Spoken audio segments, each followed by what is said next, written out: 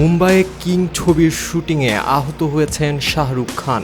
অভিনেতার ঘনিষ্ঠ সূত্রের বরাতে ভারতীয় গণমাধ্যম বলিউড হাঙ্গামা জানিয়েছে, মুম্বাইয়ের গোল্ডেন ট্যাবাকো স্টুডিওতে সিনেমার অ্যাকশন দৃশ্যের শুটিংয়ে চোট পেয়েছেন শাহরুখ। তবে দুর্ঘটনাটি কবে ঘটেছে সেটা জানা যায়নি। শাহরুখের চোটের মাত্রা সম্পর্কেও নিশ্চিত হওয়া যায়নি। জানা গেছে, আহত হওয়ার পর হাসপাতালে নিয়ে যাওয়া হয়েছিল শাহরুখকে। চিকিৎসকেরা তাকে 1 মাসের বিশ্রামের পরামর্শ দিয়েছেন।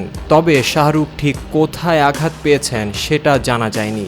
অভিনেতার একটি ঘনিষ্ঠ সূত্র জানিয়েছে, শীঘ্রই উন্নত চিকিৎসার জন্য টিমের সঙ্গে যুক্তরাষ্ট্র যাবেন শাহরুখ।